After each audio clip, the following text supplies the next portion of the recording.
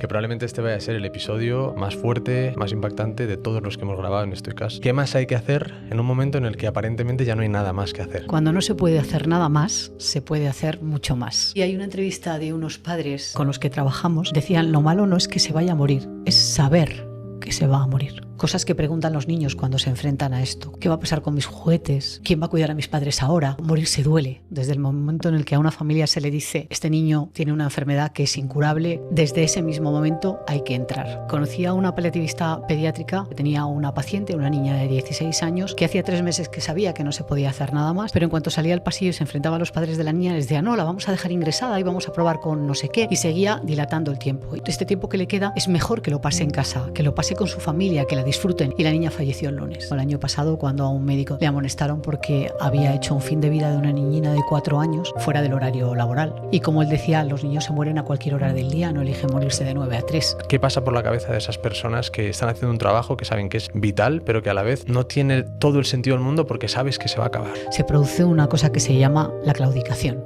que es que estás tan cansado, tan agotado, que no estás viendo salida. Un caso que ya había visto, que era una madre que había tirado al niño al metro y se había tirado ella detrás. Yo me imagino que vosotros sois una especie de superhéroes. El proyecto más bonito del mundo es el CAPI. Pretende ser el primer centro de atención paliativa pediátrica integral de España. Vamos a pasar a atender a más de 1.400 niños al año en diversas cosas y de toda España. Que estos niños sean niñines hasta el último instante de su vida, con dignidad y con todas las características que tiene un niño y con todos los lujos que pueda tener un niño. Mónica Cantón, bienvenida a Stoicast. Muchas gracias, Gonzalo. Mónica, me vas a permitir que para esta intro me dirija a la gente que está en casa, a nuestros oyentes, porque me atrevo a decir, y sé que no me equivoco, que probablemente este vaya a ser el episodio más fuerte, más impactante de todos los que hemos grabado en Stoicast hasta la fecha. Y tú que estás en casa, quiero que pienses en lo siguiente. Tú y tu pareja por fin acabáis de tener un bebé, un niño, una niña, un proyecto tan ilusionante que tanto tiempo lleváis buscando. Y de repente un día, en un momento que puede ser desde la gestación hasta cualquier momento de la infancia de ese niño, todo se da la vuelta. Y de repente empezáis a vivir un infierno. Un infierno de médicos intentando encontrar qué es lo que le está pasando a tu niño. Porque resulta que tiene una enfermedad rara. Algo que no saben qué le pasa, no saben si se va a poder curar, probablemente no porque no tiene cura, no hay tratamiento.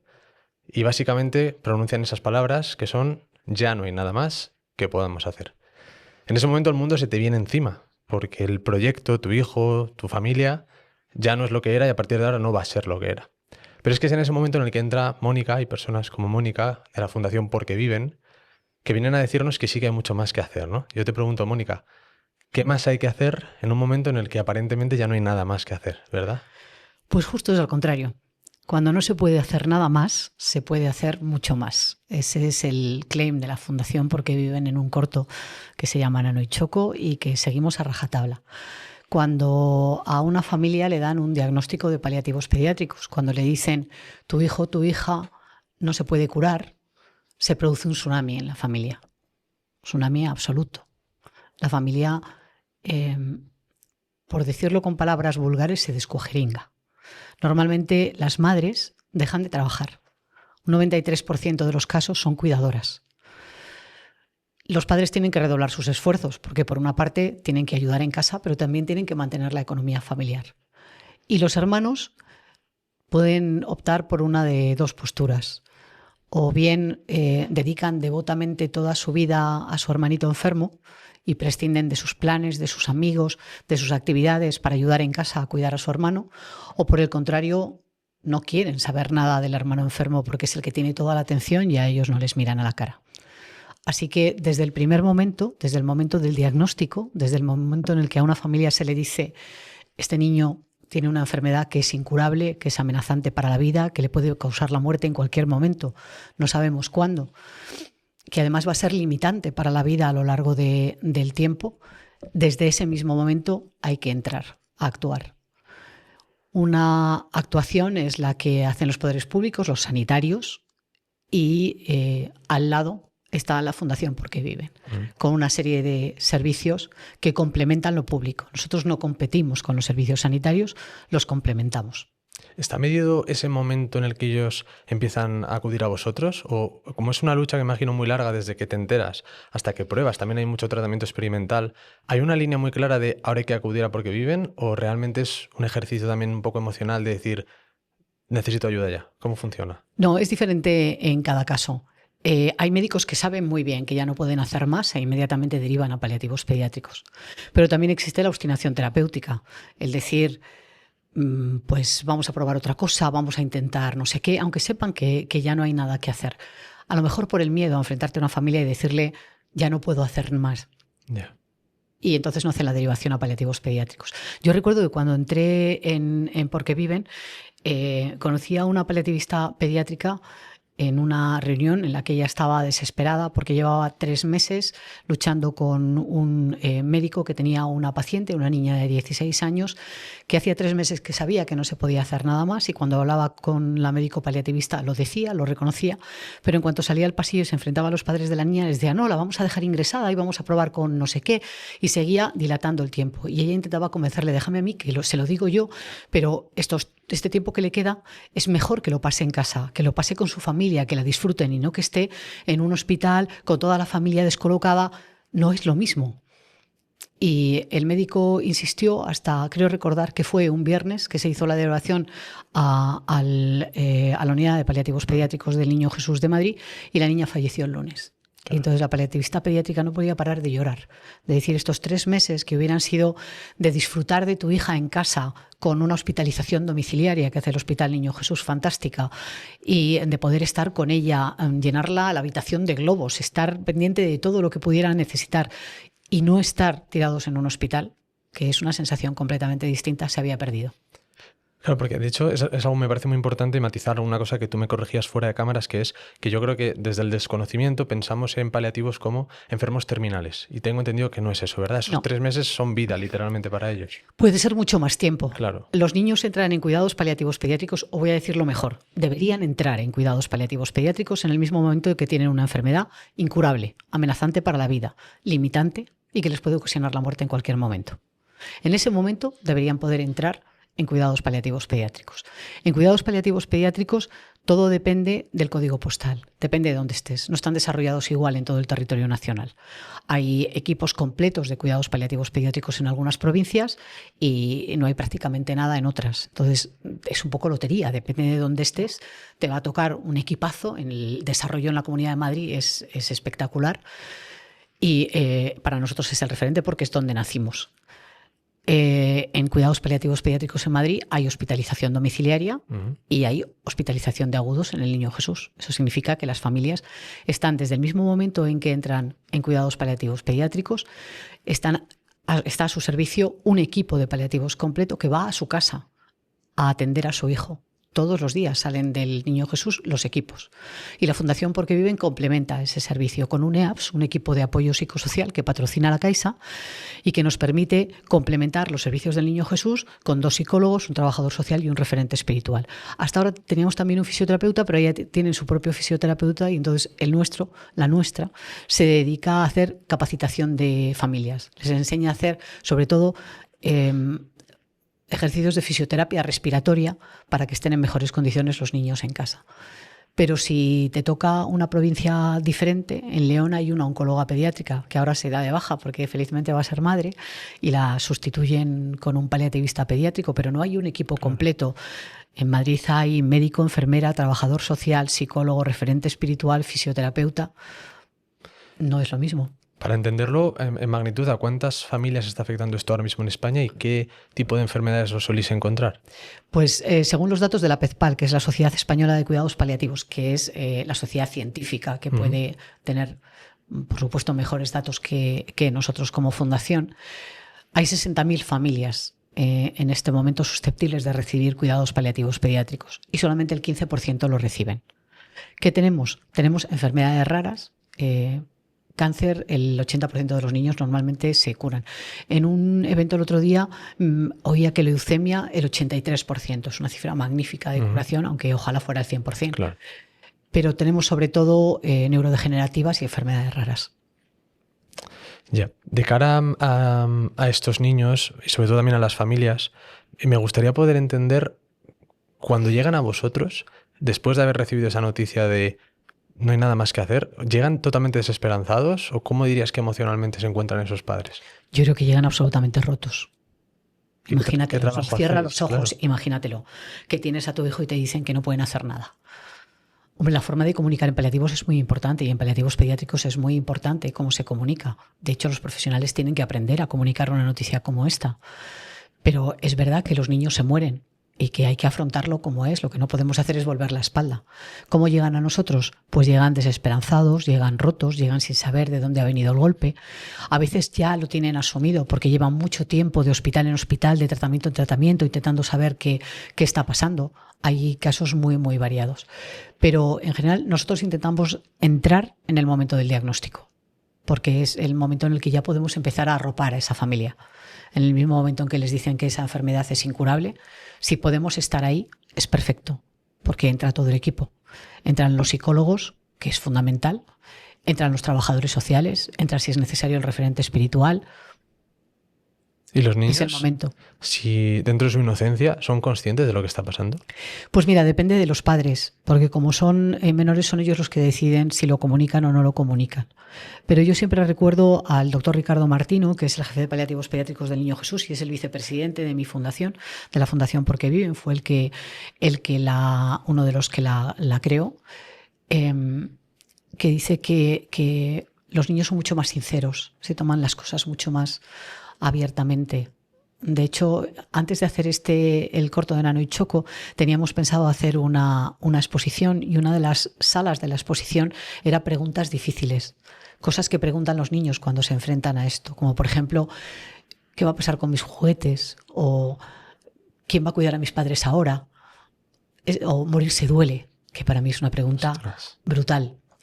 Y esa era una de las salas de la exposición, preguntas difíciles, preguntas que hacen los niños a bocajarro, claro. Ellos quieren saber qué va a pasar con todas esas cosas. Wow. Y hay que contestarles seriamente, claro, hay que contestarles de verdad. Y al otro lado de todo eso estáis vosotros, que tenéis que hacer un trabajo emocional espectacular, un trabajo también físico de acompañarles. Claro, son niños que necesitan ayuda 24 horas.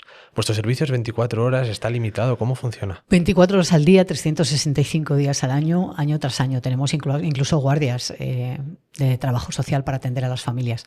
Y en la parte sanitaria es el hospital el que se dedica a eso y también tiene guardias. En Madrid hay 24 horas de servicio, cosa que tampoco ocurre en todos sitios. Eso te iba a decir, porque habrá gente que nos escuche en casa y diga, oye, a mi hijo no le están dando esa atención. ¿Cómo funciona eso a nivel nacional? Pues dependiendo de cada provincia y de cada comunidad autónoma. Fue un caso muy, muy famoso el año pasado cuando a un médico del hospital de Bilbao de Cruces le amonestaron porque había hecho un fin de vida de una niñina de 4 años con su equipo fuera del horario laboral, a las 3 más allá de las 3 de la tarde, porque en Cruces solo había horario hasta las 3 de la tarde. Y como él decía, los niños se mueren a cualquier hora del día, no eligen morirse de 9 a 3. Entonces no puedes dejar a una familia sola en un fin de vida de una niña de 4 años. Y se fueron y cogieron el coche del hospital para ir. Se fueron sin cobrar, en su tiempo libre, y aún así les amonestaron. Y fue, bueno, una revolución. Salimos todos a defenderlo. Me imagino, claro. Claro. Porque es que defendemos que tiene que haber atención 365 días al año y 24 horas al día. Claro, es como un servicio público que tú limitas y dices, mira, de aquí a aquí estás cubierto, de aquí a aquí vas a tu aire. Claro, pero imagínate la complejidad que tienen estos niños, que son niños que pueden tener muchas enfermedades mezcladas que llegan a un grado de complejidad enorme. Y el niño se pone malo a las 4 de la tarde y donde no hay un servicio de paliativos pediátricos 24 horas, se va a un box de urgencias delante de un médico que no sabe lo que se le viene encima. Y que tú, como madre o como padre, sabes mucho más de lo que tiene tu hijo que el médico que tiene enfrente.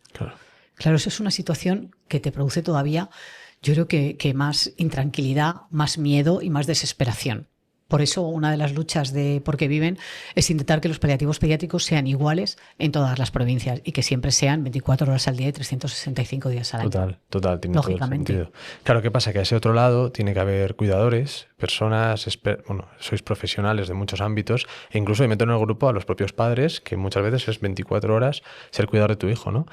¿Cómo se gestiona emocionalmente el profesional o la madre, el padre, que tiene que entender que estás cuidando a una persona que no tiene solución, no tiene cura, pero que es súper importante? Es que a mí me cuesta entender emocionalmente qué pasa por la cabeza de esas personas que están haciendo un trabajo que saben que es vital, pero que a la vez no tiene todo el sentido del mundo porque sabes que se va a acabar, ¿no? Yo creo que es diferente en un caso y en otro. En el caso de los padres hay un componente de amor incondicional a sus hijos que forma parte de la historia que están viviendo. Pero es cierto que cuando tienes que cuidar 24 horas al día, 365 días al año, se produce una cosa que se llama la claudicación, que es que estás tan cansado, tan agotado, que no estás viendo salida, que crees que esto al final va a ser repetitivo día tras día, hasta que se produzca el desenlace, que lo que quieres hacer es morirte. Pero claro, para morirte primero tienes que quitar de en medio a tu hijo, porque ¿con quién lo vas a dejar? Entonces, la claudicación es eso, es tirar la toalla. Existe. Yo recuerdo cuando empecé que la coordinadora de paliativos de la Comunidad de Madrid en aquel momento me contó un caso que ella había visto, que había conocido, extremo, que era una madre que había tirado al niño al metro y se había tirado ella detrás. Eso es un caso de claudicación de libro. No puedo más, no puedo con los zapatos, mis días van a ser así ya para siempre, no sé cuánto va a durar esto y no podemos seguir así. Y claudicas. En el mismo momento en que hay un síntoma de cansancio, los psicólogos tienen que entrar y tienen que entrar a dar respiro a los padres, respiro a los cuidadores. Y por eso buscamos fórmulas para ese respiro. En nuestro caso, lo que hacemos es mandar a enfermera a domicilio 4 horas para que las cuidadoras tengan una mañana o una tarde para irse a tomar un café con unas amigas, para irse a un cine, para ir a la peluquería, para lo que les apetezca, pero tiempo para cuidarse, para ducharse con la puerta cerrada, una cosa que a mí me llegó al alma de una madre que me decía que nunca más había vuelto a ducharse con la puerta cerrada, o para dormir unas horas más por la mañana, cosas que a nosotros nos parecen normales y que para ellos son una excepción en la vida, cosas tan sencillas como esa. Y sin embargo, es necesario que los respiros sean más largos, es necesario hacer mucho más para los respiros. A eso responde el proyecto más grande que tenemos. Por eso están los padres, pero claro, luego están los profesionales. Los profesionales es diferente. Los profesionales se produce una cosa que se llama fatiga por compasión, que es que cuando estás cuidando a personas, el dolor ajeno acaba afectándote de tal manera que estás agotado, tanto física como emocional y como psicológicamente. Se llama fatiga por compasión.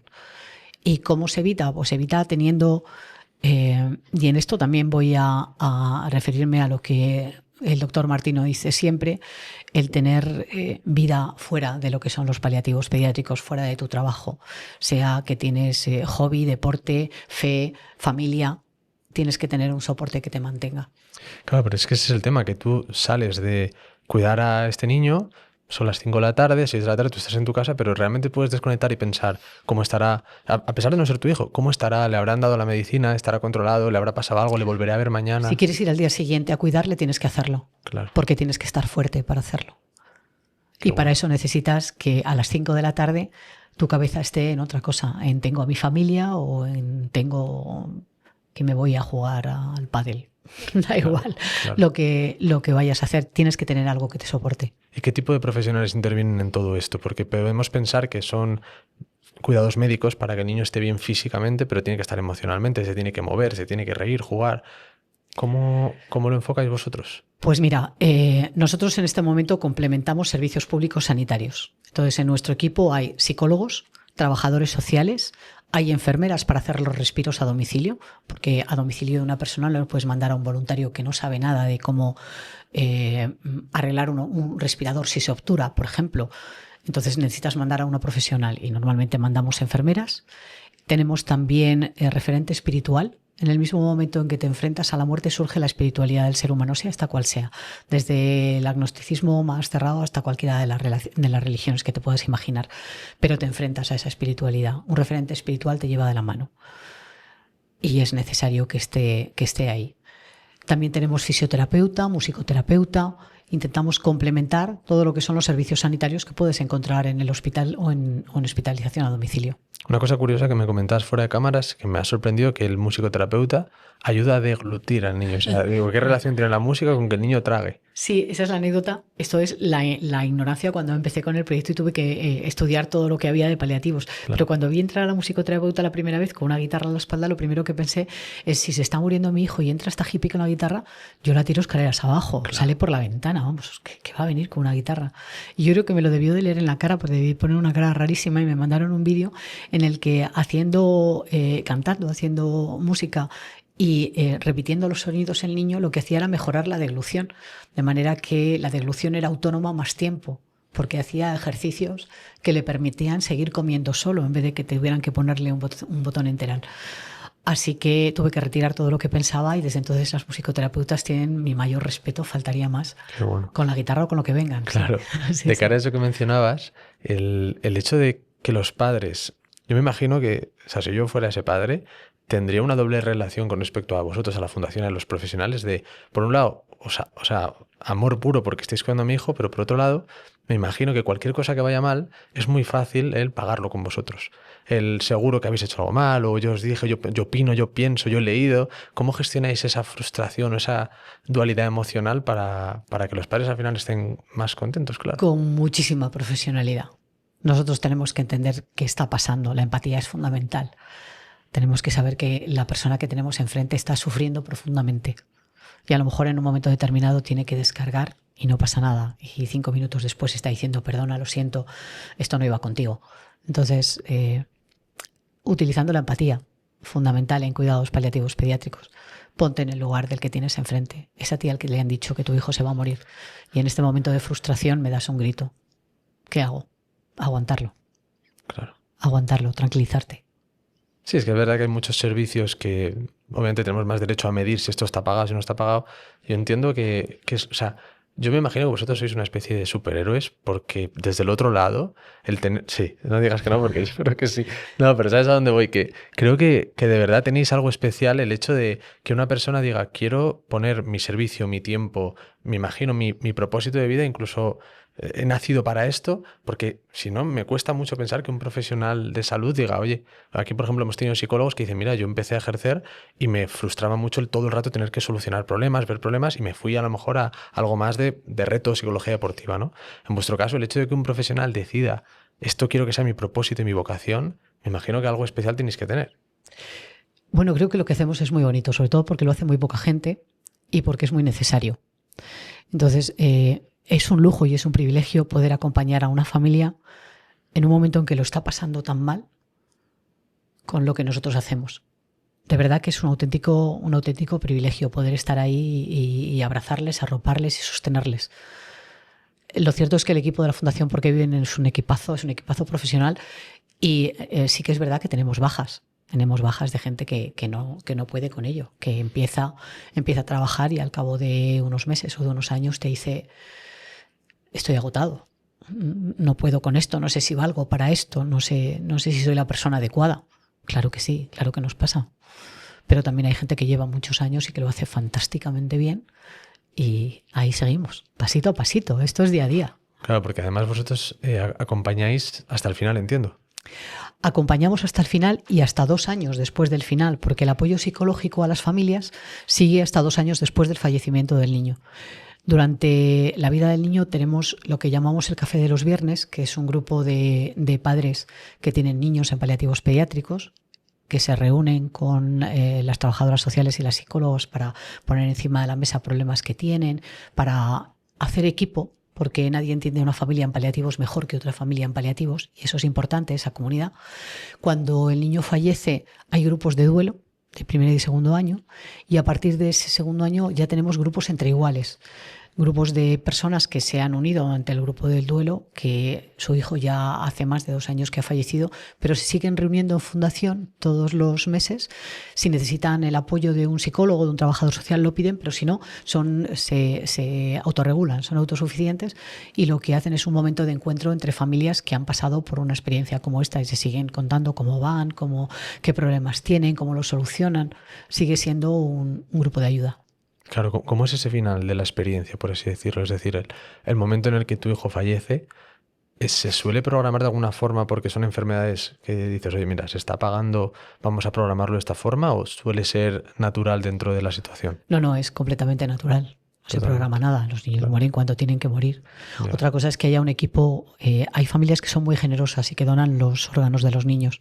Entonces, cuando hay una donación de órganos, está el equipo preparado para que en el momento que el niño fallece pueda hacerse la extracción de órganos. Pero no hay nada preparado. El niño fallece en el momento en que tiene que fallecer. ¿Conoces historias de niños que a lo mejor, pues previo a la muerte, tú hayas notado, no sé si son milagros, pero que digas, mira, este niño pues parecía que no iba a aguantar más y gracias a esto... O sea, ¿qué es lo que suele ayudar para que los niños se mantengan más tiempo? Yo creo que es una cuestión de azar, no es una cuestión de otro tipo. No sabemos nunca en qué momento exacto va a morir un niño. Y hay veces que los niños llegan a ese estado en el que parece que sí que van a fallecer y luego hay un paso atrás y se mantienen un poco más de tiempo. Y también hay niños que han entrado en paliativos y que, porque se ha descubierto un tratamiento o porque su situación ha mejorado, han salido de paliativos y han vuelto a entrar más tarde. O sea, tenemos una multitud de casos. Cada niño y cada familia es un caso diferente. Claro. Y eso lo hace más complejo todavía. Totalmente. Mucho más complejo. Ese proceso que vosotros acompañáis en ese final de vida, ¿cómo funciona exactamente? Hacemos el acompañamiento que la familia necesite y que la familia solicite también. Entonces, el fin de vida, en este momento hay que elegir entre que el niño fallezca en el hospital y que el niño fallezca en casa. Las familias normalmente quieren que fallezca en casa porque se sienten más a gusto. Despedirte de tu hijo en un hospital es una cosa muy fría. Claro. Yo creo que incluso te duele más que despedirte en casa, en un sitio que es conocido y que es familiar. Entonces, normalmente prefieren su casa. Nosotros enviamos lo que necesiten. Psicólogo para hacer el acompañamiento desde el primer momento de ese segundo duelo, porque el primer duelo que tiene la familia es el diagnóstico. Claro. El segundo es el duelo del fallecimiento. Trabajador social que les ayuda con todos los trámites funerarios para que no tengan que preocuparse absolutamente de nada. El referente espiritual, que por supuesto está hasta el punto que la familia elija. A veces también musicoterapeuta, que también hay familias que quieren que esté en fin de vida. Y luego el hospital, por supuesto, manda también o el nuestro o el suyo, psicólogo y trabajador social, y mandan médico y enfermera. Oye, hablemos un poco más de la fundación. ¿Por qué viven? ¿Por qué nace? ¿Hace cuánto tiempo? ¿Y cuál es el propósito principal? Pues mira, es una fundación rara, porque normalmente las entidades de este tipo nacen de una familia a la que le ha pasado el caso y ha creado una fundación o una asociación para resolver el problema que ellos tuvieron. A nosotros nos crea el equipo de paliativos pediátricos del Niño Jesús en el año 2009 como asociación para intentar dar a las familias lo que saben que necesitan más allá de lo sanitario, más allá de lo que ellos prestan como servicios profesionales dentro del hospital. Y en el año 2013 se convierte en fundación. Y como te decía al principio, lo que hacemos es complementar los servicios públicos. Entonces, incrustamos un EAPS en el Niño Jesús, tenemos también en el Miguel Servet en Zaragoza trabajador social y psicólogo que complementan los servicios hospitalarios, pero luego tenemos una serie de servicios a mayores. Musicoterapeuta a domicilio, fisioterapeuta que, como decíamos, hace capacitación, también hace fisioterapia si es necesario. También mandamos las enfermeras para que hagan respiro. Hacemos programas de ocio y tiempo libre, porque necesitamos que las familias creen recuerdos que les anclen a la vida. Recuerdos bonitos de cómo fue con sus hijos, una sesión de fotos, hemos ido a un parque temático, esta mañana hemos estado en un musical, mira cómo se reía en el musical. Ese tipo de recuerdos luego les anclan a la vida. Yo siempre comento que hay un documental de José Enrique que habla que habla de su hija fallecida, y dice que está enfadado con su madre porque ha quitado todas las fotos de su hija de casa y que él tiene todas las fotos porque cada vez que mira una foto recuerda un momento bonito. Eso lo hicimos cuando pasó tal cosa. Pues de eso se trata. Tienen que recordar ese momento bonito de la vida de sus hijos. Nosotros intentamos crear con ellos ese tipo de recuerdos. Entonces eso también lo hacemos. Todas las sesiones grupales de duelo de las que hablábamos antes, con los psicólogos, los trabajadores sociales acompañan a la familia en todos los trámites. Son los que tienen el conocimiento holístico de las familias, conocen perfectamente todo lo que pueden necesitar. Son los que les acompañan en trámites y los que determinan si tiene que entrar un musicoterapeuta, un fisioterapeuta, que se necesita en esa familia en ese momento. Porque esos niños, entiendo que por el tipo de cuidados que vosotros hacéis, ¿tienen capacidad de hacer más o menos vida normal? Es decir, ¿salen de casa? Hay de todo. Depende de la enfermedad. Puede haber un niño con cáncer que va al colegio y que solamente tiene recaídas hasta que ya está más malito, y puede haber niños con neurodegenerativas que no se comunica y no se mueve. Entonces tenemos todo tipo de ejemplos. Y luego otra cosa que para nosotros es muy importante es el acompañamiento en hospital. Tenemos voluntarios, un voluntariado maravilloso que hace el acompañamiento de los niños en el hospital, porque la familia no puede estar 24 horas en el hospital con los niños. A lo mejor tienen que trabajar o tienen que ir a recoger a los otros hermanos al colegio, tienen otro tipo de cosas que hacer, y entonces siempre ponemos voluntario para que acompañe a los niños, para que no estén solos. Y luego tenéis otro proyecto, por eso te preguntaba por el propósito, que no paréis de crecer, que seguís siempre intentando abarcar más, llegar a más, luchar más para que esto se vea, porque al final son 60.000 familias, que no son pocas, y ojalá no fuera ninguna, pero al final... Hay algo, además, que creo que te escuché, que tú decías Y muchas veces se dice, ¿no?, que ojalá vuestra profesión no existiera porque significaría que muchos niños pues, estarían curados, ¿no? Pero también es verdad que gracias, ¿no?, lo estoy diciendo yo por ti porque además me parece muy interesante, que gracias a que han mejorado y ha avanzado mucho la medicina, hay muchos más casos ahora que serían casos de niños que directamente habrían fallecido, ¿verdad? Claro, y que viven más tiempo. Claro. El proyecto estrella en este momento, el proyecto más bonito del mundo, es el CAPI, el Centro de Atención Paliativa Pediátrica Integral. Nuestro hashtag es Don't Worry Be CAPI. Qué bueno. Nos ha dado mucho juego lo del CAPI. Y además se lo preguntamos a las familias si les parecía bien el hashtag. Y nos dijeron que les encantaba. Porque a veces tienes que jugar con todas las susceptibilidades. No puedes actuar sin pensar cuál es el efecto que puede tener en una familia lo que haces o lo que dices. Entonces, el CAPI pretende ser el primer centro de atención paliativa pediátrica integral de España.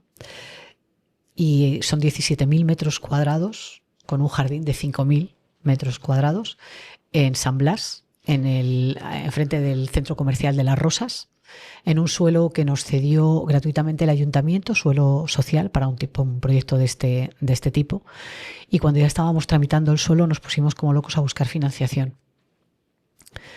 Y la financiación nos la ha dado la Fundación Amancio Ortega, que tuvieron la sensibilidad de entender a la perfección el proyecto y de decir que ellos lo financiaban íntegramente. Así que somos una fundación muy pequeñita, muy valiente y con el proyecto más bonito del mundo. Tenemos para construir, pero ahora necesitamos tener fondos para poder ponerlo en marcha. Claro, o sea, primero se va a construir, que es el primer proceso que queda Estamos poquito, en ello, ¿verdad? Sí, creo que si la constructora cumple con lo que ha dicho, en noviembre nos entrega la obra. Genial. Y luego ya es el poder sostener el proyecto. Claro, porque nosotros somos muy pequeñitos. En este momento somos 17 personas y vamos a pasar a ser 124. Entonces, vamos a crecer muchísimo, pero vamos a crecer muchísimo para poder atender a más familias. En este momento podemos atender a unas 400 familias al año y vamos a pasar a atender a más de 1.400 niños al año en diversas cosas y de toda España. Porque el CAPI está concebido, hemos hecho ejercicios para definirlo, para diseñarlo, para dar respuesta y solución a todo lo que se planteaba. Hemos hablado con todos los equipos del Niño Jesús, con los equipos de la Fundación, con las familias, con los niños. Cada vez que hacíamos una modificación lo volvíamos a plantear, ¿qué os parece si lo hacemos así? Hemos ido modificando todo permanentemente hasta que ya teníamos lo que creemos que puede funcionar y nos habremos equivocado seguro, porque este es el primero. Entonces seguro que después de esto tenemos que hacer un ejercicio de repaso de todo lo que hemos hecho y decir esto hay que repetirlo y esto no se puede repetir. El CAPI tiene un centro de día para niños encamados con 24 plazas. Hay muchísimos niños que están encamados, que la enfermedad que tienen implica que están en su casa, en la cama, todo el día. A lo largo de estos años hemos descubierto que es magnífico tener atención hospitalaria para agudos y atención hospitalaria a domicilio para los niños en fase normal, pero produce aislamiento tanto del niño como de la familia. Y la madre se queda en casa, ya no sale porque el niño viene todo el hospital a verle, entonces se aíslan. El centro de día nos permite volver a hacerles socializar, que tengan que venir y además nos da una opción que para nosotros es fundamental y es que las cuidadoras, e insisto en ponerlo en femenino porque el 93% en nuestro caso son madres, puedan seguir trabajando, puedan seguir con la vida que tenían, no tengan que renunciar a todo. Porque si tú puedes seguir trabajando 4, 5, 6 horas al día, estás con la cabeza en otras cosas, estás centrado en cosas diferentes, estás despejado, estás manteniendo todas tus relaciones sociales. Nosotros normalmente socializamos en el trabajo. Si lo pierdes, si te quedas en casa cuidando a tu hijo, que es maravilloso, pero te aíslas del todo, cuando el niño fallece te encuentras en un ariel, porque todas tus relaciones sociales, los amigos, han ido por caminos diferentes. Sus hijos tenían otras actividades que tu hijo no podía hacer, hacían planes que tú no podías hacer, entonces te vas separando poco a poco. Si además pierdes las relaciones laborales, las relaciones sociales que creas en el trabajo, te encuentras con que cuando el niño fallece no te queda nada. Entonces pretendemos que sigan con la actividad que realizaran antes de ese diagnóstico, que puedan seguir, si iban a trabajar, trabajando, y si hacían otras cosas, que sigan haciéndolas. Si lo que hacían era cuidar de sus padres, que puedan seguir cuidando de sus padres, pero que ese tiempo, o que sea tiempo para ellos, lo que necesiten. Claro. Y eso nos lo permite ese centro de día. Son 24 plazas, lo que pasa es que pretendemos tenerlo abierto de 9 a 9. y eso a veces nos va a permitir doblar turno, Claro. con un máximo de utilización de 48 plazas, que está muy bien para la Comunidad de Madrid.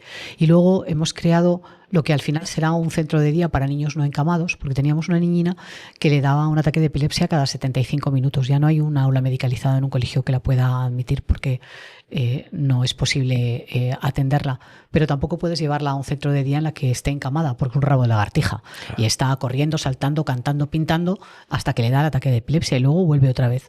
Entonces nosotros sí podíamos atender ese tipo de niños, y lo que creamos fue una cosa que hemos llamado el aula de integración, que será un aula de educación especial, un aula de infantil, una ludoteca o un centro de día de niños no encamados, lo que podamos conseguir autorizar con lo que hemos podido hacer, porque estamos haciendo un centro que no existe, que es lo que tiene de retante esto, Claro. que lo que estamos haciendo no existe en España. Y tenemos que intentar encajarlo en todas las regulaciones que hay de las distintas consejerías y de las distintas administraciones. Entonces, ese centro de día para niños no encamados tiene 12 plazas, que también nos pasa lo mismo. Al poner horario de 9 a 9 podemos conseguir incluso duplicarlas, con lo cual serían 24. El objetivo de esto, perdona, es que se replique a lo largo de toda España. El objetivo es que luego haya centros como este, más pequeños, más adaptados a la climatología y a las necesidades, pero en cada provincia. Cuando empezaron las primeras residencias de personas mayores, mi madre, yo he vivido con mis abuelos toda la vida y éramos 5 hermanos, o sea, en casa éramos un mogollón, Sí. te puedes imaginar. Mi madre, cuando vio la primera, decía, uy, qué cosa más rara, qué americanada, esto en España no va a cuajar, nosotros a los mayores los cuidamos en casa. Ahora no hay pueblo por el que pases en que no haya 2 residencias de ancianos como mínimo. Bueno, pues con esto tiene que pasar lo mismo. Esto es un servicio de proximidad. No basta con hacer uno en Madrid. Este de Madrid es el que va a intentar aliviar y de alguna forma demostrar que esto es necesario para esas 60.000 familias de las que estamos hablando. Pero la idea es que luego haya uno en cada provincia y que si tú tienes a tu hijo en paliativos pediátricos en mi León natal, puedas ir a dejarlo en el centro de paliativos pediátricos chiquitito que tienes en León, que no será tan grande como el de Madrid, pero que tendrá los mismos servicios. Esa es la idea. Claro. Pero este es el primero. Oye, hay una reflexión que me venía mientras te escuchaba, cuando has mencionado lo de las cuidadoras, que hablamos también de los padres, pero que suelen ser, como dices, las mujeres en ese caso. De cara a la relación con la gente alrededor, ha quedado claro que muchas veces se aíslan, pues mira, porque te tienes que centrar en tu hijo y vosotros hacéis todo lo posible para que no sea. Pero los que estamos al otro lado, si tenemos un amigo, un familiar que está pasando por eso, yo te contaba que tengo un caso cercano, pues precisamente me he encontrado hoy en la calle a mi vecina, que nunca había hablado con ella, simplemente pues nos saludábamos y yo siempre la veo con su niño que tiene parálisis cerebral, también tiene epilepsia, un caso muy parecido a algunos que me habéis comentado. Y hoy lo he visto como, esto es una señal, tengo que hablar con ella. Me la he encontrado por la calle, entonces le he preguntado, está hablando con ella, me ha ayudado a entender un poco cómo enfocar esta charla. Y claro, yo le he dicho, mira, yo admiro mucho lo que haces, pero no sé si eso es lo correcto, porque ella también me decía, a ver, es que esto es lo que me ha tocado, es que no hay más, ¿no? Entonces, los que estamos al otro lado, ¿qué tenemos que decir, qué tenemos que hacer para ayudar, pero no sé, no invadir, no sé exactamente cómo se debe gestionar? Toda la naturalidad del mundo. Yo creo que lo que más ofende a una familia en paliativos es que quitemos la cara, que miremos para otro lado. Claro. Que ese es un movimiento reflejo de mucha gente. Cuando ve venir a un niño que tiene una escoliosis, que está torcido hacia un lado, que inmediatamente quitas la mirada. Y eso es ofensivísimo. Claro. Es todo lo contrario, es un niñín, tienes que tratarle como un niño. Hola, cosa bonita, ¿qué tal estás? Aunque no te vaya a contestar, tampoco te contestaría el de un año el que se lo dijeras y sin embargo se lo dirías y no te lo plantearías. Hay que tratarles con toda la naturalidad del mundo y hay que estar, nada más estar. Si te piden ayuda, darla. Y si no te piden nada, estar. Eso es fundamental. Total. Y estos niños, si, por poner un suponer, si tuviéramos la capacidad de poder entrar en su mente esos últimos días, entender un poco cómo pueden ser sus reflexiones internas, sobre todo si ellos pudieran hablar con otros niños, ¿no?, que están fuera jugando, pasándoselo bien, ¿qué crees que dirían esos niños en sus últimos días de vida? No quiero ni imaginármelo. Porque supongo que lo primero que se plantearían, o a lo mejor esto es mentalidad de adulto, es lo injusto que es en un caso y en otro. Claro. ¿Por qué no a otro? Entonces... Es que no hay una respuesta para eso. No hay, efectivamente no la hay. No hay respuesta.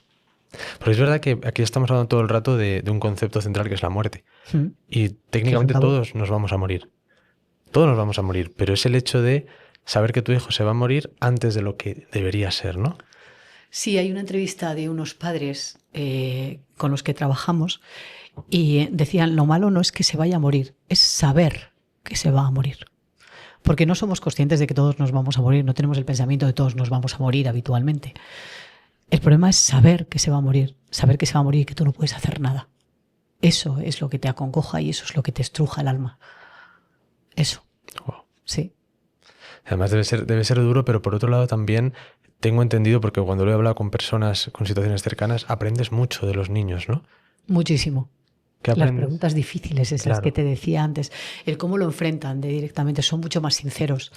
Sí, claro que aprendes. Para poder ayudar a estos niños, ¿qué es lo que podemos hacer para poder echaros una mano? Por favor, colaborad con nosotros. Mira, el CAPI es muy grande. El CAPI, podríamos haber elegido hacer un proyecto que fuera solamente para Madrid y hubiéramos cumplido y todo el mundo nos hubiera dicho, uy, qué bien, un centrito para Madrid. Y sin embargo nos hemos tirado a la piscina porque hemos tenido la oportunidad para hacer un centro que pueda dar cabida a familias de toda España. En el CAPI hay 54 camas de respiro. Cuando antes hablábamos de la claudicación, imagínate familias que tienen niños en cuidados paliativos pediátricos en provincias en las que jamás han tenido un respiro y que a lo mejor llevan 2, 3, 5 años cuidando a ese niño. Las camas de respiro nos van a permitir que una familia deje al niño una semana y se vaya una semana de vacaciones con sus otros hijos y durante esa semana solo se centre en sus otros hijos y les dé todos los mimos y todo el cariño que a lo largo del resto del año da principalmente al niño que está enfermo.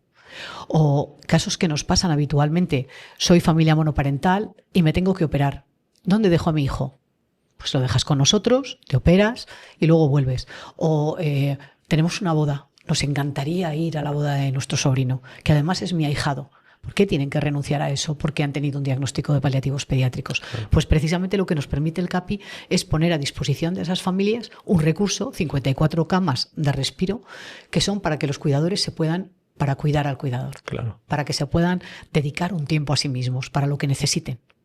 Y por entender cómo funciona técnicamente, si yo vivo en León y este centro me interesa, que es una vez que esté, por supuesto, en activo, ¿qué es lo que tengo que hacer? Una derivación de trabajador social del hospital en el que esté tu hijo al CAPI, al trabajador social del CAPI. Porque lo que pretendemos es que el responsable siga siendo el médico que le atiende. Claro. Nosotros tendremos médicos en el CAPI y trabajarán mano a mano con el médico que trae al niño, con el médico de referencia. ¿Y la familia tiene que estar yendo y viniendo? ¿Pueden quedarse Pueden en hacer el lo CAPI? que... No, en el CAPI no se pueden quedar. El respiro es precisamente para que se vayan a hacer otras cosas. Claro. Si se quedan en el CAPI es como si se quedan en su casa. Es verdad. El respiro es precisamente para que tengan tiempo para ellos, para hacer cosas que no podrían hacer estando solos en casa. Entonces lo dejan y se van. Lo que pasa es que hemos desarrollado una app en la que van a poder ver con la cámara a su hijo en un momento determinado, van a poder elegir los servicios, las actividades en las que participa, todo lo que... El CAPI va a ser un sitio lleno de vida. No es un sitio donde los niños van a morir. Es un sitio en el que va a haber terapias por las mañanas y por las tardes van a venir los troopers de la Guerra de las Galaxias y va a haber un mimo y de repente un día hay una función de teatro y luego hay un estreno de cine de Disney, todo tipo de actividades. Y si el niño está en el colegio, va a seguir yendo al colegio. La pandemia nos enseñó cómo poner una cámara y mantener a este niño conectado con su clase. Claro. A mí me encantaría que el niño que está en su clase en un momento determinado cogiera el ordenador, lo volteara y les dijera a sus compañeros, pandilla de pringaos, mirad dónde estáis vosotros y mirad en qué sitio más bonito estoy yo. Que además esta tarde vienen eso, los troopers de la Guerra de las Galaxias. Qué guay. Esa es la idea del CAPI, de un sitio absolutamente lleno de vida. Luego tiene también todo tipo de espacios complementarios. Tiene cuarto de jugar de niños pequeños, cuarto de jugar de adolescentes, una sala Lego. La sala Lego es para enganchar a los padres. No hay padre que se resista a piezas de Lego. Hace motricidad fina, además, con los hermanos. Está muy bien. Tiene un auditorio al aire libre en el jardín. Tiene un espacio para hacer terapia canina. Tiene praderas para poder tirar una toalla y quedarte con el niño jugando. Vamos a poner chorros de agua para que los hermanos puedan jugar en verano. Se trata de que tengan espacios también para la convivencia de las familias, para hacer ese roce del que hablábamos antes, de que una familia en paliativos es la mejor para entender a otra familia en paliativos. Luego tenemos una cafetería. La cafetería es el anzuelo para el barrio. Este no es un sitio donde los niños van a morir. Necesitamos que el barrio lo acoja como un sitio lleno de vida. Entonces, cada vez que hagamos una actividad para niños, vamos a invitar a todos los niños del barrio. Que hay un cuentacuentos, que vengan todos. Que hay un teatro, que vengan todos. Hagamos lo que vamos a hacer, el encendido del árbol de Navidad, que venga todo el mundo. Claro. Y la cafetería es para enganchar a las madres. Que cuando dejan al niño en el colegio y se van todas juntas a tomar un café, vengan al Capia, o que vengan a comer, o que vengan por la tarde a tomarse un café. Es un sitio que vamos a poner preciosísimo para que sea la cafetería del barrio, la cafetería de la zona, donde quieran venir. Qué bueno. Esa es la idea. ¿Y qué tenemos entonces que hacer para poder apoyaros? ¿Es un pago o es unas mensualidades? Netflix. ¿Un Netflix? 9 euros al mes. Hacemos un Netflix. Qué bola. Eso es lo que estamos pidiendo. Estamos pidiendo que la gente nos ayude a mantenerlo. Porque, como he dicho antes, somos muy pequeñitos y nos hemos metido en un proyecto enorme porque creíamos que era necesario. Entiendo que a la gente que está muy cansada de otras causas. Cuando hicimos Nano y Choco, surgió porque después de hablar con para mí, el gurú de comunicación en este país, que es Alex Payete de Picnic, habíamos descubierto que las personas, cuando van a donar, entre donar a una causa en la que un niño se puede salvar y donar a una causa en la que un niño se va a morir, elegían la primera. Y a nosotros no nos han elegido nunca. Llevamos 16 años trabajando, jamás hemos pedido nada a nadie, pero a la hora de pedir nos dábamos cuenta de que ese era nuestro hándicap. Y lo que queríamos enseñarle a la sociedad, y por eso surgió Nano y Choco, es que tanto valor tiene ese niño que se va a curar como ese niño que se va a morir. Y que aunque tú pienses que ya no puedes hacer nada más, puedes hacer mucho más. Total. Y de ahí el claim del corto. Así que, ¿qué necesitamos? Que hagan un Netflix con nosotros, que nos consideren su Netflix solidario. 9 euros al mes, que no le cuestan nada a nadie.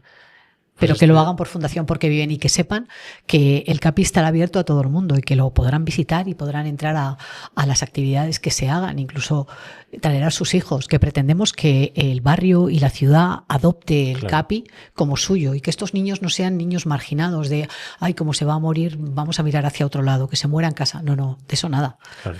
Pues este corto, solo por matizar a la gente que nos escucha, da igual la plataforma en la que nos estéis escuchando o viendo, lo vais a tener en la descripción un enlace para que podáis ver este corto que está por favor. Con José Coronado y con Paco León, ¿verdad? Con Paco León, sí. Buenísimo. Muchísimas gracias a los dos por participar. Todo el mundo que ha hecho ese corto lo ha hecho pro bono. Nadie ha querido cobrar nada. Ni Fernando Velázquez, que hizo la música y tiene un Goya, ni Paco León, ni José Coronado, ni los que hicieron la marioneta, que vinieron Cancán desde Argentina con la marioneta, porque inicialmente se pensó hacer con inteligencia artificial y la productora, que fue Primo, Vicky de Primo, dijo que ni hablar, que esto tenía que ser real. Hola. Ella es argentina, habló con los de Cancán, que son marionetistas, gente que hace y vinieron con la marioneta en el... Me sorprende porque he visto el corto y daba por hecho que era totalmente digital, ¿eh? No, es absolutamente real el bicho. Todo el mundo ha participado, pero bueno, sin querer cobrar. De hecho, se grabó en el Carlos III, en el Teatro Carlos III de San Lorenzo del Escorial, en La Guardilla, que es un sitio preciosísimo. Y yo recuerdo que cuando entré y estaban grabando 50 personas subiendo y bajando por una escalera, que es una miniatura de escalera que parecía que se iban a matar todos, yo no podía parar de llorar porque no sabía cómo dar las gracias a toda aquella gente que se estaba dejando la piel ese día por grabar un corto para nosotros.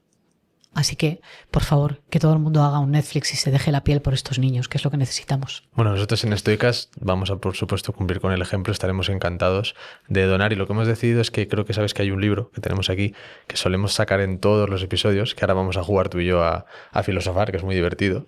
Y este es un libro que tenemos de 365 días en la que la gente puede iniciarse en el estoicismo. Es muy sencillo, te lees una paginita al día, es una reflexión que al momento en el que terminas, cierras el libro y te pones a ponerlo en práctica, porque el estoicismo es una filosofía totalmente práctica. Entonces lo que hemos decidido, y sé que os va a parecer bien, es que todos los libros que se vendan gracias a este episodio, nosotros vamos a donar íntegramente la cantidad a la asociación. Muchas gracias. Y ojalá el CAPI ya no esté cuanto antes, que sé que va a estar ya lo antes posible, sino que funcione de verdad, que guste y que ayude a esos niños. O sea que ojalá que sí. Gracias, Gonzalo. Te lo agradecemos muchísimo. Un placer para nosotros y de verdad que estéis aquí, que estéis compartiendo y que la labor que hacéis, yo vuelvo a decirlo, sois unos superhéroes porque realmente estáis ayudando a muchas personas, a muchas familias, a muchos niños. Con el CAPI es como vamos a poder ayudar a muchísimos más. Pues ojalá que así sea. Por eso necesitamos ponerlo en marcha. Quiero que sepas que cuando hicimos la página web, la nueva, porque durante mucho tiempo nosotros teníamos una página web que era terrible.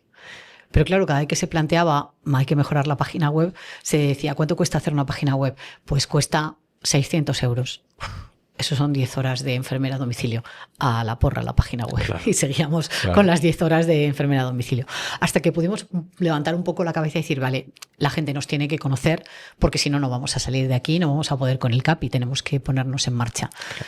Y al hacer la nueva página web, a mí me gustaba la idea de que cada uno de nosotros tuviera una foto de cuando era niño. Entonces, si entras en Conócenos, verás que somos todos niños pequeños. Cuando pinchas ya salimos de adultos y con nuestro currículum para que nos conozcan.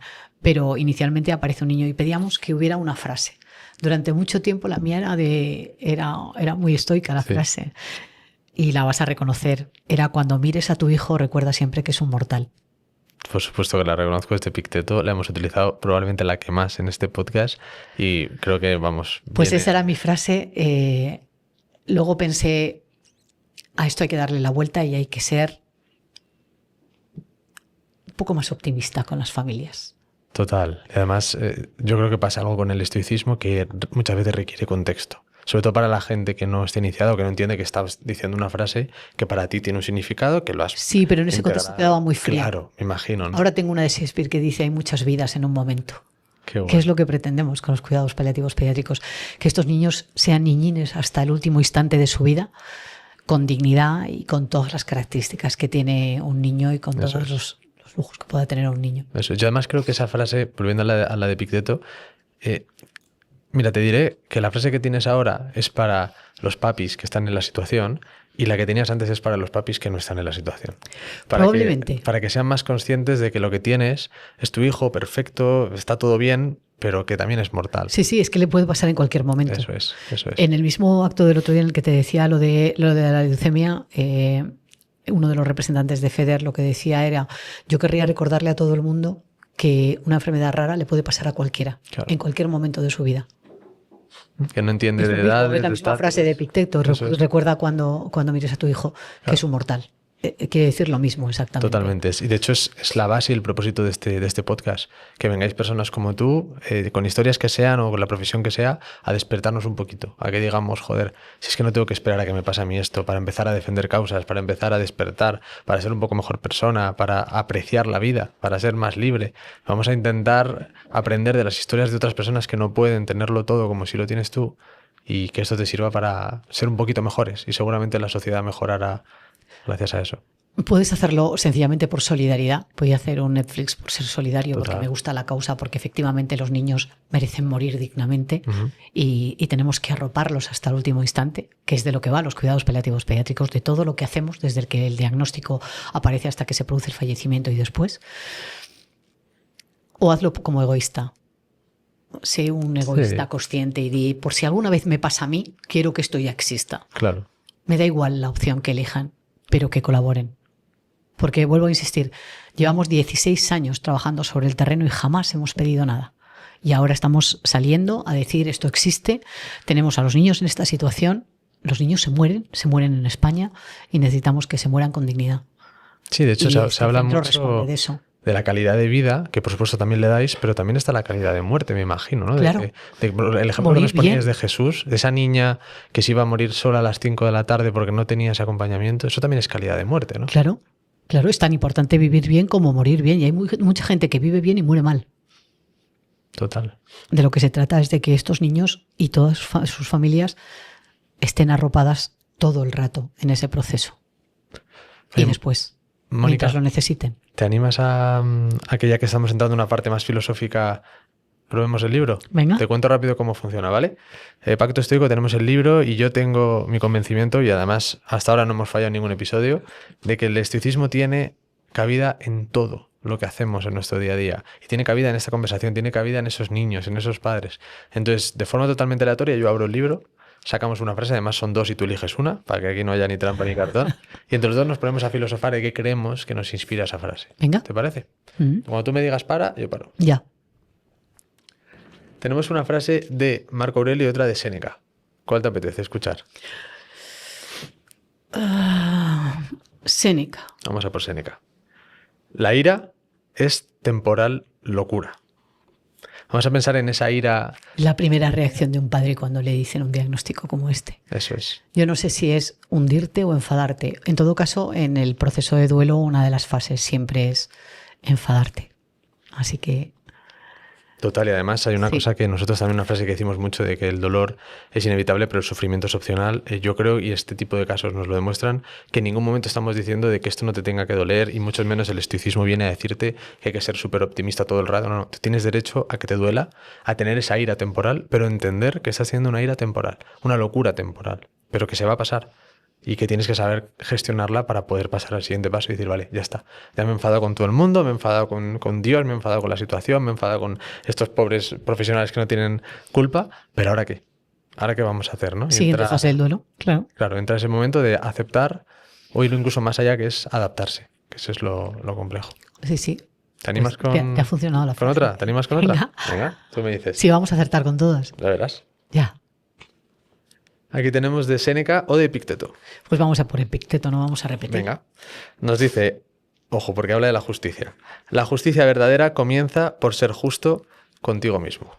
Esta es compleja, ¿eh? Bueno, también es aplicable. Yo creo que lo primero que pasa por la mente de cualquiera de nosotros cuando nos dicen que un niño se va a morir es qué situación más injusta. Claro. Eso sin duda, vamos. Ser justo contigo mismo sería, en este caso, el poder apreciar que te ha tocado a ti y no le ha tocado a otro. Sí, pero que tenía que ser así. Bueno, eso es muy estoico, lo de tenía que ser así. Bueno, por supuesto. Yo también lo llevo a que cuando nos habla, por mi interpretación estoica de esta frase, ser justo contigo mismo es que muchas veces somos injustos con nosotros mismos y no damos un trato a nosotros como si damos a los demás, ¿no?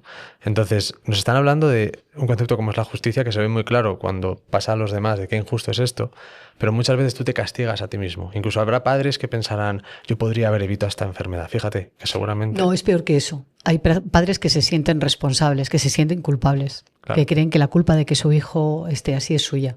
Eso es. Y eso sí que es un principio injusto para tratar esta situación. De todas formas, Aristóteles decía que la justicia era igualdad para los iguales y desigualdad para los desiguales. Eso es.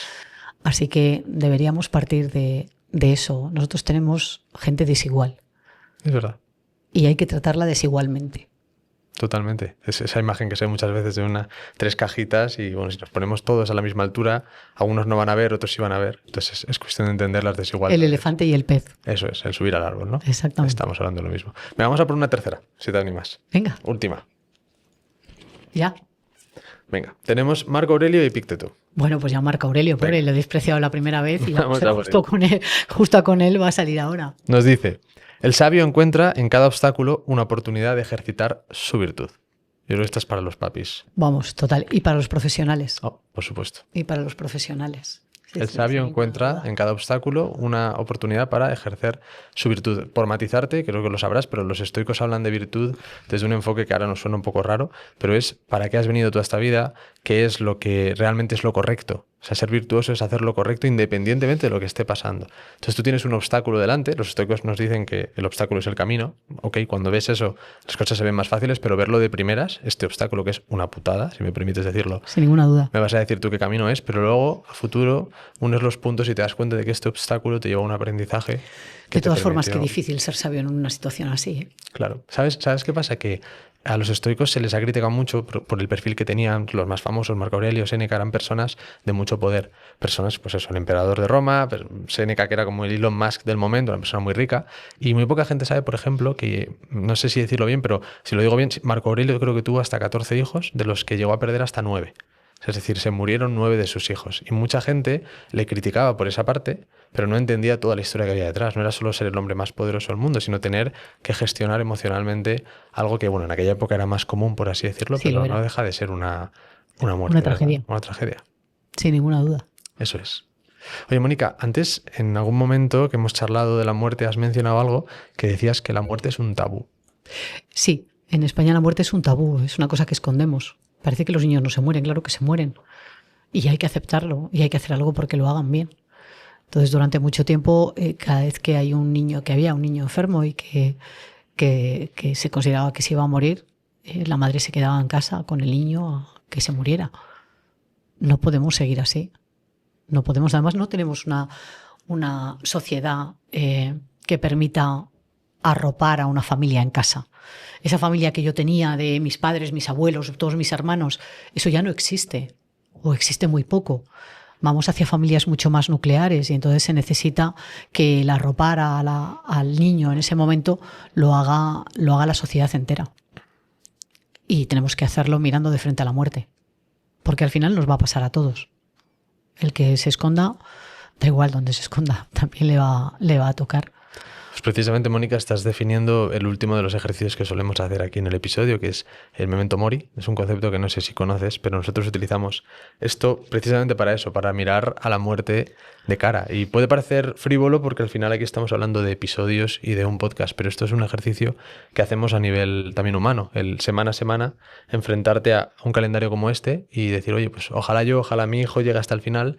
Pero es que nadie me está asegurando, ni siquiera aunque no esté enfermo, nadie me asegura que va a llegar hasta el final, que yo mismo va a llegar hasta el final, ¿no? Entonces el hecho de que te enfrentes a esto, nosotros mismos lo hacemos, ¿no? Este puede ser el último episodio. Yo me tengo que asegurar de disfrutar esto porque es lo único que se me ha dado por sentado. El resto no me lo están asegurando, ¿no? Mira, yo te voy a contar una cosa que no te he contado fuera de micrófono. Yo soy viuda. Me quedé viuda cuando mi hijo tenía 9 años. Mi marido salió a correr y le fulminó un ataque al corazón. Así que soy muy consciente de que a lo mejor no llegas al final del calendario.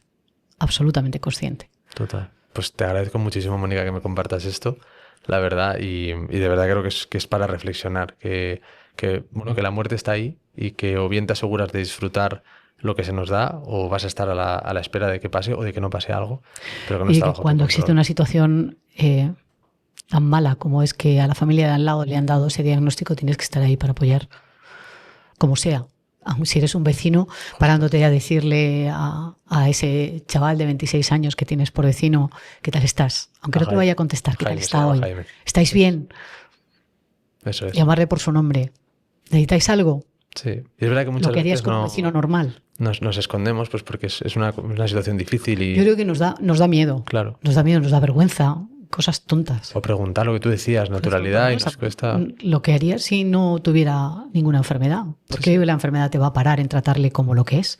Totalmente. Un chaval, un niño. Pues Mónica, te queremos invitar a participar en nuestro memento mori particular del episodio, del podcast, firmando con el simbolito que tú consideres, que luego nos expliques lo que has puesto y que formes parte y, por supuesto, a modo de agradecimiento de haber participado. Yo dibujo fatal. Bueno, abierto. aquí te dejo un rotulador. Yo peor, por suerte no lo tengo que hacer, así que aquí tienes el rotulador. Y normalmente aprovechamos este momento para deciros que descarguéis el memento mori y demás, pero me gustaría que esta vez pues lo podamos centrar en la causa que hoy nos toca, que es que participéis, ¿no? Que en ese Netflix que hemos hablado con Mónica, que ayudéis a la fundación y que sobre todo ahora que tiene un proyecto tan grande y tan potente entre manos, pues que seáis parte de ello y que al final, pues si habéis llegado hasta este punto del episodio, entiendo que es porque esto os resuena, os ha tocado, y si os estáis planteando participar, que sepáis que estás la mejor forma. En la descripción vais a tener toda la información y, por supuesto, para poder comprar el libro de Pacto Estoico lo vais a poder hacer, y simplemente lo que tenéis que hacer es escribirnos en nuestra cuenta de Pacto Estoico en Instagram, decirnos, mirad, aquí tenéis la prueba de que acabo de comprar el libro y me gustaría que íntegramente lo que yo he pagado se destine a la causa, y con eso nosotros lo haremos encantados, ¿vale? Mónica, cuéntame por último qué Un tenemos niñín. aquí. Te he puesto un niñín. Somos ver. cuidados paliativos pediátricos. Qué bonito. Y nos llamamos Porque Viven. Tendría que poner una casita ahí, pero no me va a salir. Y con ese rotulador tan gordo tampoco.